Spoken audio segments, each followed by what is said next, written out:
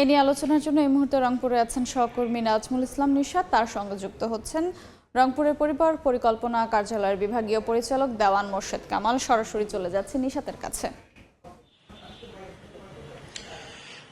তৃণমূলের স্বাস্থ্যসেবা নিশ্চিত করবার ক্ষেত্রে আমরা দেখছি যে ইউনিয়ন স্বাস্থ্য ও পরিবার কল্যাণ কেন্দ্রগুলো কিন্তু বড় ভূমিকা রাখছে এবং তৃণমূলের যে স্বাস্থ্যসেবা সেটি অনেকটাই নিশ্চিত করে থাকে এই কেন্দ্রগুলো থেকে। শুধুমাত্র সাধারণ রোগী নয়, একই সাথে প্রসূতি থেকে শুরু করে কৈশোরকালীন যে শিক্ষা সেটিও দেওয়া হয়ে থাকে এইসব কেন্দ্র থেকে। তবে গেল এক বছরের বেশি সময় ধরে এইসব কেন্দ্রে ওষুধ সরবরাহ বন্ধ থাকায় বড় ধরনের বিপাকে পড়েছেন তৃণমূলের বাসিন্দারা। আমরা এইসব বিষয় নিয়ে আলোচনা করব। আমার সাথে অতিথি হিসেবে রয়েছেন রংপুর পরিবার পরিকল্পনা বিভাগীয় পরিচালক। আমরা সরাসরি একটু আলোচনায় চলে যেতে চাই।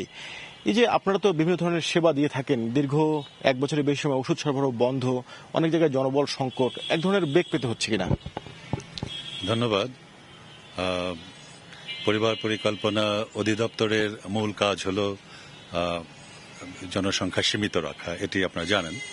কিন্তু এই সময়ে পরিবার পরিকল্পনার কার্যক্রম অনেক বিস্তৃত, অনেক রকমের কাজ করছে। যেমন জনসংখ্যা সীমিত রাখার পাশাপাশি আমরা মা শিশু স্বাস্থ্যের উন্নয়ন করছি।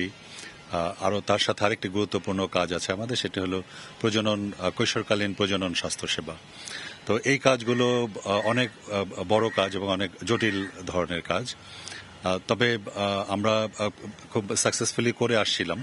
কিন্তু আপনি যেভাবে বললেন যে গত এক বছরের মতো সময় আমরা একটা সংকটের মধ্য দিয়ে গিয়েছি। আমাদের যে কন্ট্রাসেপটিভ, যেগুলো জন্মবিরতিকরণ যে সামগ্রীগুলো, এই সামগ্রীগুলোর স্বল্পতার কারণে বা একসময় বন্ধ হয়ে গিয়েছিল, কেনা কোনো কারণে প্রকিউরমেন্ট বন্ধ হয়ে যাওয়ার ফলে মাঠ পর্যায়ে একটা বিরূপ প্রতিক্রিয়া তৈরি হয়েছে।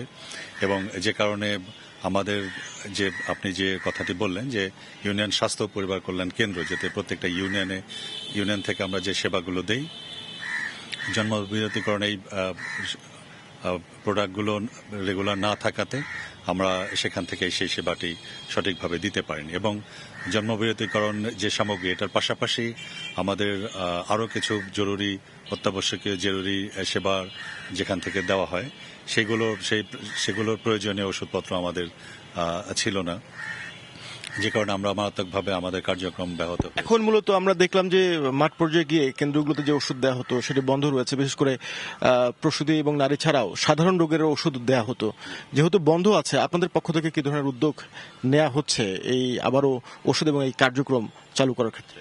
আচ্ছা, এটা খুবই আশার কথা যে আমরা ইতোমধ্যে আমাদের যে জন্মবিরতিকরণ সামগ্রী এটি পেয়েছি। এগুলো আমাদের সারা বাংলাদেশেই সব ইউনিয়ন উপজেলা থেকে ইউনিয়নে চলে গেছে এবং আমাদের ইউনিয়ন স্বাস্থ্য পরিবার কল্যাণ কেন্দ্রগুলোতে জন্মবিরতিকরণের সামগ্রীগুলো সঠিকভাবে বিতরণ শুরু হয়েছে। কিন্তু এটার পাশাপাশি যে মা ও শিশু স্বাস্থ্যের জন্য যেসব ওষুধপত্র প্রয়োজন হয়, এই ওষুধপত্রগুলো এখনো পর্যাপ্ত নয় আমাদের কাছে, যে কারণে আমরা সঠিকভাবে বা আমরা স্যাটিসফাইড না আসলে সেবা দিয়ে।